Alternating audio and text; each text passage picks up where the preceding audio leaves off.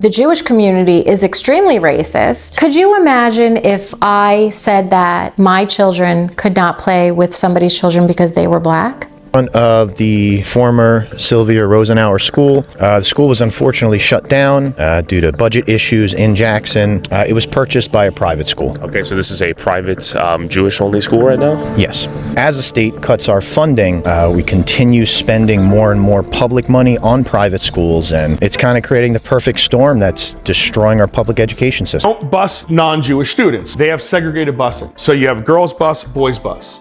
It costs the towns millions and millions of dollars. Modern day and time, who thinks it's okay to separate boys and girls? Not allowing them to be together, not allowing them to go to school together, be on the same bus. And because of a religious practice, you're forcing the public to pay extra money for things like that. Welcome to my YouTube channel, Willie Docu Stories. If you're new here, don't forget to subscribe, like, and share, because here is where we unpack the real truth and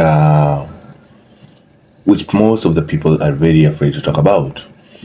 And without wasting much time, and hope you're doing great, and I myself am doing good. So, as I was scrolling through TikTok the other day, I came across this weird story that has been trending and blowing up lately. It's about Jewish Americans who took DNA test and found out that things are not the way they were expecting it to be. Well, things didn't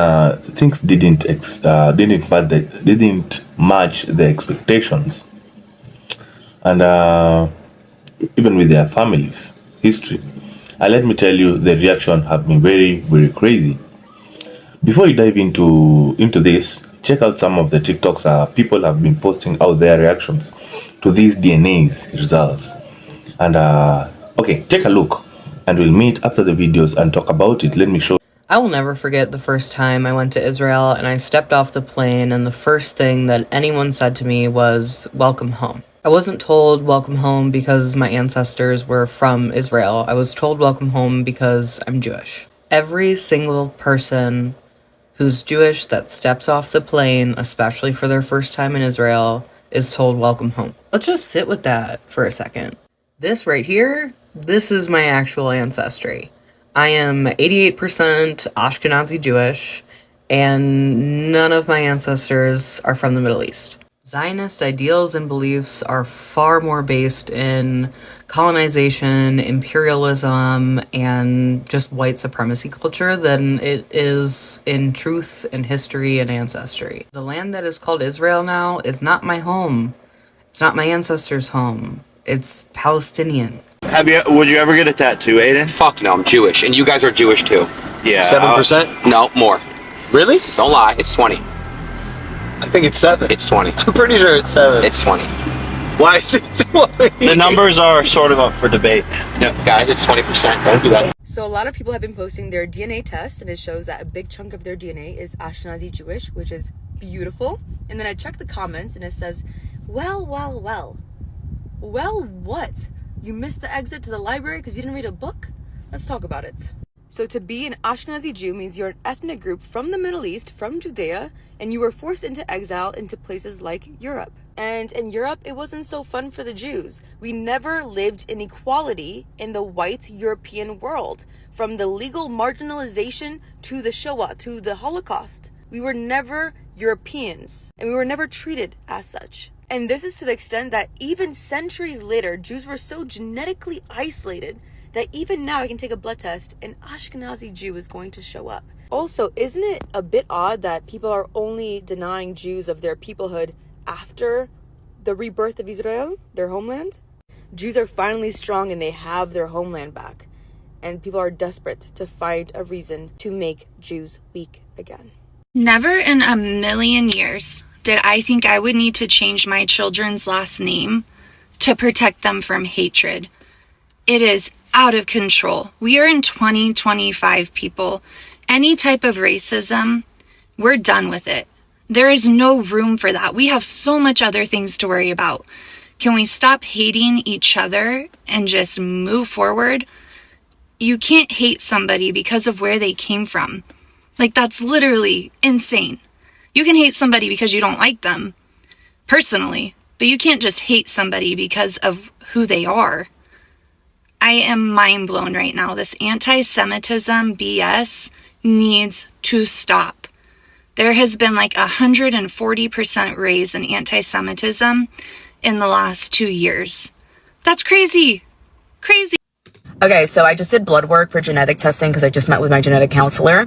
I met with her 3 years ago to initially start my genetic counseling to check my genetics and all that stuff for some health stuff. This was before October 7th. It was 3 years ago. It was like in August that her and I met. Okay, and we literally, the cool thing about genetic testing is that they literally sit there and draw out your entire family tree. Now, I'm Palestinian. I'm from Gaza. All right, a lot has happened in the last 3 years. But something to note is that my parents are first cousins, okay? My dad is one of 18 brothers and sisters from the same. Of course, they're first cousins. And by the way, the Palestinian identity doesn't actually exist. These people looked at themselves as Bilad Hashamis or Egyptians or Ottomans that migrated during the Ottoman Empire, conquering the region. So the term Palestinian doesn't exist. They coined that term. You know, only the Jews identify themselves as Palestinian Jews before Israel was created. The local Arabs of the region looked at themselves as South Syrians or Bilad Hashamis. Parents. And like I said, my parents are cousins. And so you can imagine this family tree, massive, huge. Also, besides it being confusing, there's a lot that I don't know. Just a lot. Most of my family does not have access to healthcare. Okay. And a lot of my family has cancer because they're in area with a lot of radiation from warfare. You get my point. So her and I revisited today, decided to do my blood work, and she shows me my family tree. She's like, just want to go through this and make sure it's right, because it's kind of crazy. And then tell me why. At the very bottom of the page, it says Ashkenazi Jewish with a check mark, and it says yes. And I'm looking at it. I'm like, I don't like that. Of course you don't like that, right? You should go back to Poland.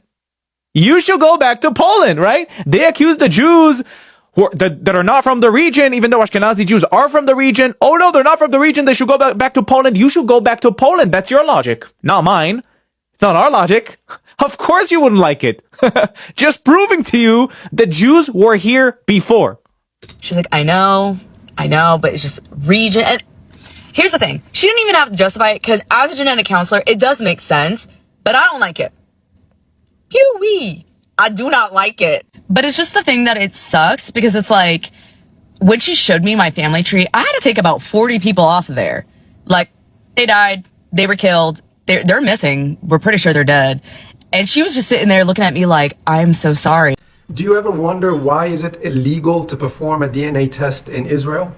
Well, because DNA has proven that all these Israelis living in Israel today are not the descendants of Abraham. They are not the original Hebrews. Therefore, they are not the original inheritors of the land.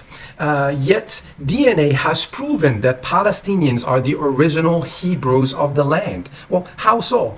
It's very simple.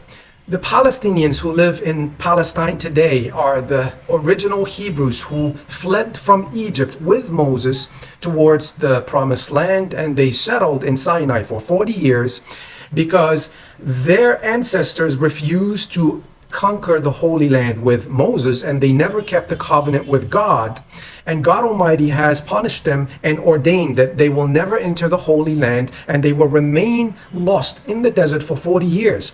So during the 40 years of being lost in the desert, Moses died, his brother Aaron died, and all of them from the age of 20 to 60 vanished. The only remaining Hebrews, their children, survived, and they were brought up to the proper teachings of the Torah, and they renewed the covenant with God, and they're the ones who were led by Joshua to conquer the holy city 40 years after all their blasphemous and idolater parents passed away.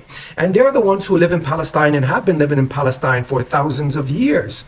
But not only this, they're the ones who believed in the message of Jesus that was sent by God, and they're the ones who also believed in the message of Prophet Muhammad that was sent by God as well. So they are the true believers of the land. They renewed the covenant with Joshua and entered the Holy Land. And then when Jesus came and delivered the purely monotheistic teachings of Moses, when he fulfilled the teachings of Moses, renewed the teachings of Moses as an upright monotheist, they believed in him. And then when the Prophet Muhammad was sent, again, with the purely monotheistic teachings of Jesus and the purely monotheistic teachings of Moses and the purely monotheistic teachings of Abraham, for they all worship one God, they all delivered one simple doctrine that there is only one God worthy of worship. They were all upright monotheists. They all embraced the same religion, which is called Islam,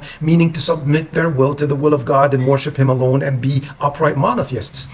So the people of Palestine renewed their covenant with Joshua, and then when Jesus came, they renewed the covenant with him. They believed in him and they followed him sincerely and worshiped God alone. And then when the Prophet Muhammad came 600 years after, they renewed the covenant with the Prophet Muhammad. They became Muslims, they became upright monotheists, and they kept the covenant with God. Yet all these Israelis living in Israel today are not even Semitic people. They are not the descendants of Abraham. They came from Europe. They came from different countries of Europe, like Poland and England and France and Germany and all these other European colonizing countries. They came to colonize Israel in 1946 during and after World War I and II, and they established their state and they called their state Israel. They attributed the name of their state to the name of Jacob, which became known as Israel.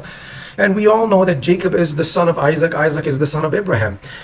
But they are not the descendants of Abraham. They only took the name and called themselves the Israelis so they would be able to claim themselves as the descendants of Abraham. When in reality, who are the descendants of Abraham? Abraham was an Arab. He was born in modern day Iraq, and he migrated to Canaan, and then he settled there. Then he was gifted with his firstborn son, Ishmael, and many years later, God Almighty gave him a second son, and his name was Isaac. Ishmael migrated to Arabia, settled there, and he is the father of the Arabs today and the father of the great-great-grandfather of the Prophet Muhammad, peace be upon him. So he's the father of the Arabs and the Muslims. And Isaac remained in Canaan, and he gave birth to Jacob. Jacob gave birth to 12 sons, and the 12 sons formed what later on became to be known as the 12 tribes of Israel. That is 1,500 years after the death of Abraham. And none of these tribes survived because they had a civil war between them, and all of them vanished, and none of them survived. The only people who survived are the descendants of Abraham through Ishmael. And these are the Arabs today, the Canaanites today, those who live in Lebanon and Syria and so on, and Palestine. These are the original Hebrews of the land. And by the way, they call them Hebrews, but Abraham was not Hebrew. Abraham was an Arab, as we said before. Ishmael was also an Arab. Even Isaac was not a Hebrew. Isaac was born in Canaan. Jacob was also born in Canaan. Jacob was not a Hebrew. Isaac was not a Hebrew. The word Hebrew came to be known later on as a modern terminology that is attributed to the descendants of Jacob and the descendants of Isaac and the descendants of Abraham. Yet it wasn't known until 1,500 years after the death of Abraham himself, because Abraham lived during 2100 BC and 1900 BC. But the 12 tribes of Israel only lived between 1200 BC and 1200 BC and 1000 BC. So they existed 1,500 years after the death of Abraham. So none of them are actually the descendants of Abraham. Okay, so as you saw, some of these TikTok reactions are pretty intense, right? And a lot of people were genuinely shocked and even upset by the results of the DNA test. So imagine living your whole life identifying with a specific culture or community, and then this test pops up and says, actually, you might not be who you say you are. That's a major reality check, and you can totally understand why so many TikTokers are now freaking out. Right? Some of them even felt betrayed by their DNA test, questioning everything they knew about their family history. You can't help but feel them feel for them, because this isn't just about genetics, it's about personal identity. False. Now, let's dig into why this whole situation is blowing up on TikTok. Well, the DNA tests are awesome for helping you trace your genetics backgrounds. They don't really capture the deeper, more complicated layers of cultural identity. Jewish identity, for example, is so much more than a genetic maker. It's about culture, religion, and a shared history that goes back thousands of years. So, when someone on TikTok gets their DNA text back and it says no Jewish ancestry, it messes with more than their just understanding of their genetics. It calls their entire cultural identity into question, and that's what is fueling how can I call it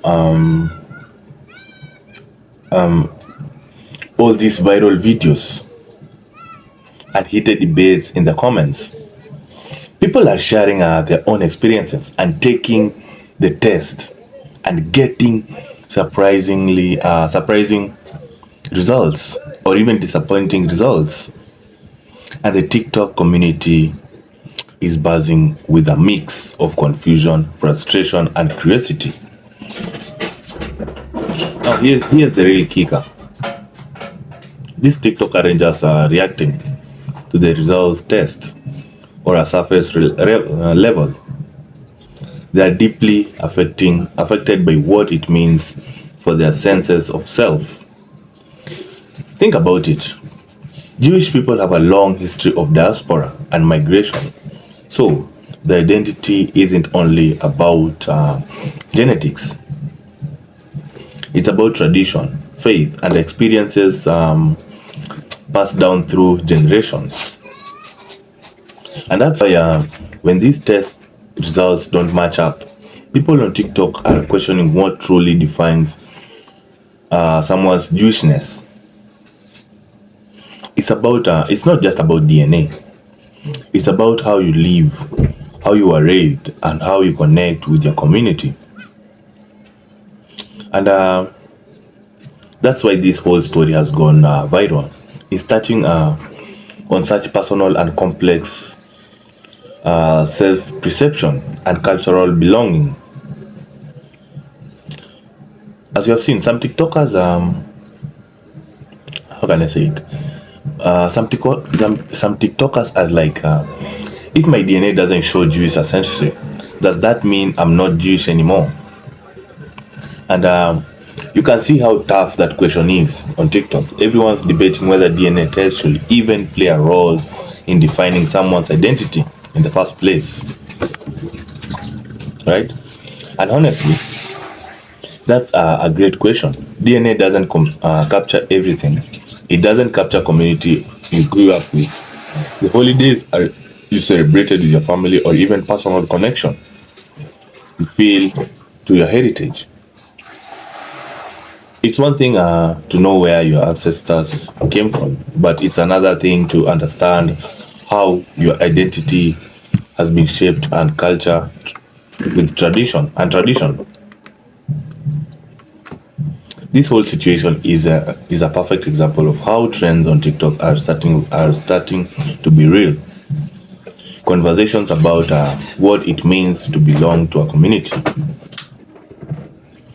All this viral content around DNA test results, it's almost like we're seeing a new wave of people questioning whether genetics should have the power to define us. Sure, these tests are cool and all, but should they really be an ultimate measure of who you are, culturally and personally? Or should we look at the bigger picture? The lived experiences, the tradition, and the connection we have with others in our community. So, folks, here's where I want you to hear. Here's where I want to hear from you. Do you think DNA should play a big role in defining the identity, or do you believe it's more about a personal experience or tradition? Give me an answer in the comment sections. With everything that has been trending on TikTok lately, this conversation is really heating up. Drop your thoughts in the comment section. I'm super curious to know how you think about it all. Don't forget to subscribe, like, and share my channel so that it can be helpful to someone you know. Until next time, thumbs up, and we'll meet again in the next video.